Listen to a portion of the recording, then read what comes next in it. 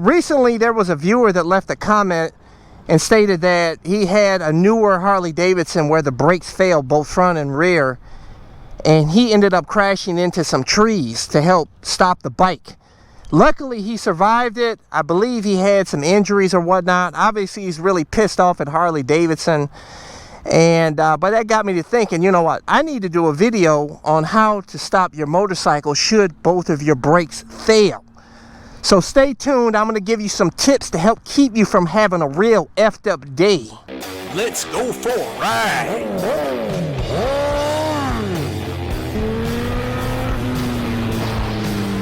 You are watching CycleCruza's all-in-one motorcycle channel. Subscribe today. Continually video suggestions, but you may find what you're looking for by visiting my website at CycleCruza.com and click on the menu tab My Videos. And those are a bunch of playlists with all of my videos categorized in them to make it easier for you to navigate through. First off, guys, the likelihood of both of your brakes failing is extremely low because your front and rear have completely separate systems. Even though if your bike has combined ABS where they work in tandem with one another, both the front and rear brake, they are still separate systems. And they do that on purpose just in case, you know, should one fail, you still have the other brakes to work with. But there are some incidents out there where people have had both brakes fail, especially on old bikes. You know, they have drum brakes and maybe the drum brake seized up or whatnot. And that's basically the owner's fault because the owner did not keep up with the maintenance on his bike and do a proper pre-inspection on his bike before riding his bike. So it's not the bike's fault, it's the owner's fault. So you, like I've told you in previous videos in my How to Ride a Motorcycle video series, the very first video I did, I told you guys to do a pre-inspection on your bike. Even if it's a quick one, you want to check and make sure the brake pads are good. You want to make sure that you have fluid in your reservoirs. You want to check the operation of the brakes. You want to check your chain. I did a whole list on it. I'll include a video link to that. Go check it out so you can see all the different things you should be checking. But definitely your brakes, that's your lifeline, man. That's what's going to help keep you safe out here. But also, there have been some cases like, you know, people that, you know, a rival biker gang or whatnot doesn't like a particular individual that, I don't know, maybe left the gang or something. And I've heard that, you know, that they will sabotage the bike so that the rider can end up failing out there and having a real effed up day where they'll cut the brake lines or something. But that should be something you should be able to catch. Like I said, before you jump on your bike, you're going to look to see if there's any fluids. Obviously, if somebody cuts your brake lines, you're going to have brake fluid on the ground. You'd have to be an absolute moron to just jump on your bike and not check for fluids, especially, you know, oil and brake fluid.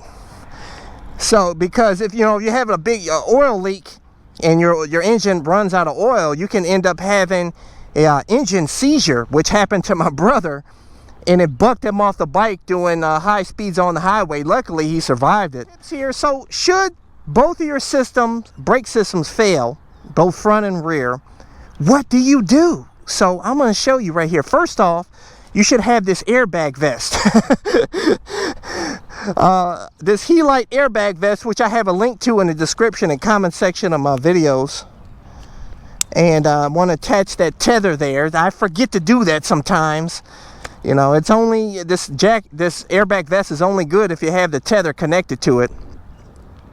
So that's definitely going to help you protect your spine, your ribs. I definitely highly recommend it.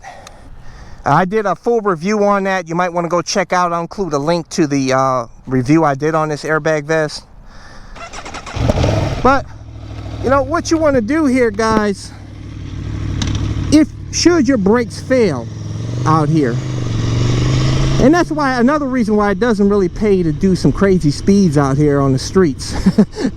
You know, at the track, your brakes fail, you can easily go ahead and low side off the track into a grassy knoll or something.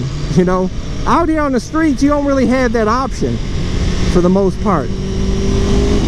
So what you're gonna do here, you go to check your brakes and you have no brakes. First thing is, don't panic.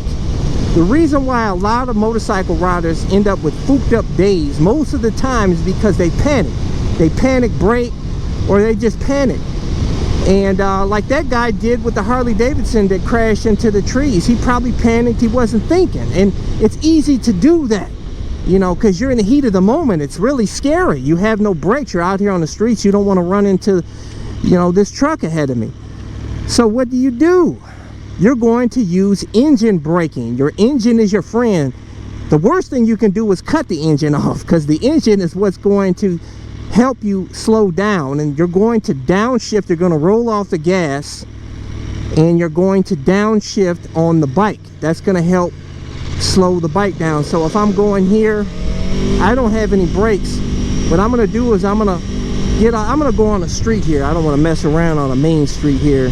Here, I'll do it on a side street here, so it's I don't want to be end up with a car in my butt messing around out here trying to show you guys to stay safe.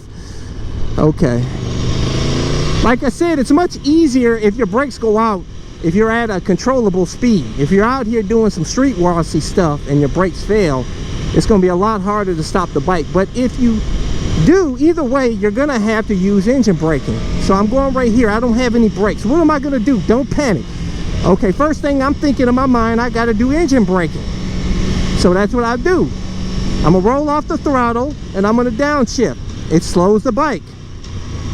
When it gets down the gear, you can control it with your feet. When you get down to a controllable speed here.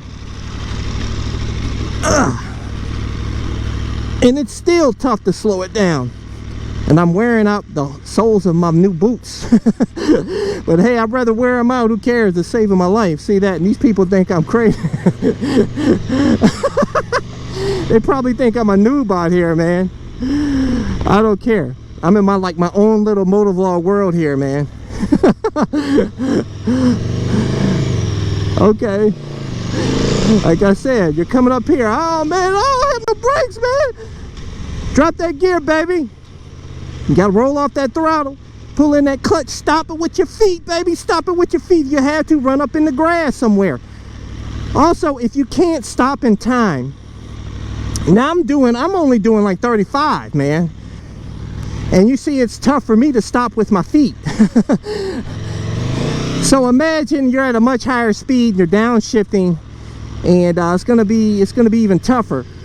But if you absolutely have to, if you say you're coming up to an intersection, you can't stop the bike, what do?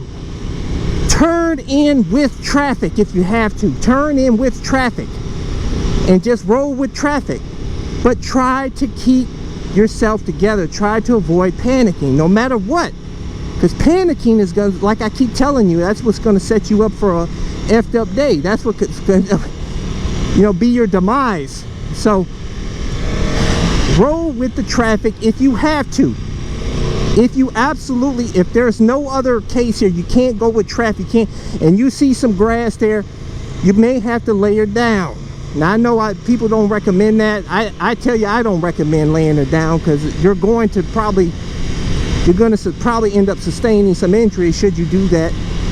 But you got, hey, would you rather have a few injuries or rather nail a car or something? And obviously it's not going to be a good result if you end up rolling into you know, in the traffic, and you can't roll with traffic. But like, you don't have any brakes here, or no turn on red, so I can't turn with, but you're going to try to turn with traffic. But if you have a car obviously like that that's going fast, and you're not, and he's going faster than you, that he can end up nailing you. But hey, like I said, if you have to, use these areas as like a bailout area. Jump that curb and just lay that bike down if you have to.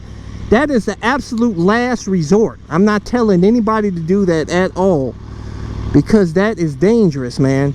But it is dangerous rolling up into traffic here, you know, with these cars. But you got to do what you have to do. But if you're not panicking, you're gonna think better, and you're gonna have a better solution. Now the guy that ran into the trees, you know, I shouldn't put him down, because I don't know his circumstances. You know, he may have had, we got a car here, so always pay attention to them cars, guys. But you know, it may be a case where that was his absolute last resort. He tried the engine braking. He still couldn't get it down to a manageable speed. Maybe there was an intersection coming up or whatnot, and he, you know, he did what he had to do. So I retract what I said as far as him, you know, he may have done the right thing in that case as a last resort option.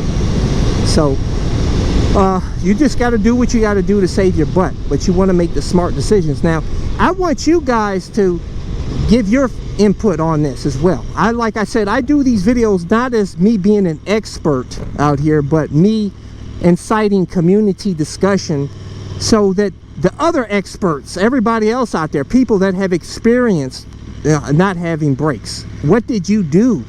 You know, what expertise and advice do you have that you can share with our motorcycle community to help make us better riders out here on the streets? That's what my channel is all about, guys. So I want you guys all to stay safe, but the number one priority, like I said, is pre-inspection on your bike. Make sure you're maintaining your bike properly, man. Maintenance is key and can help save your life.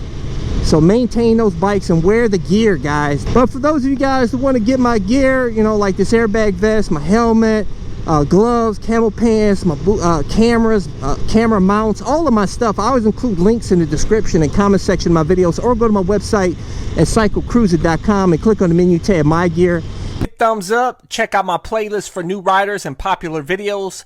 Don't forget to comment and subscribe, and check out my other channel, Bug Out Moto, where I customize a van for my motorcycle so I can live in my van with my motorcycle and travel across the country anywhere. Subscribe to my YouTube channel, Bug Out Moto.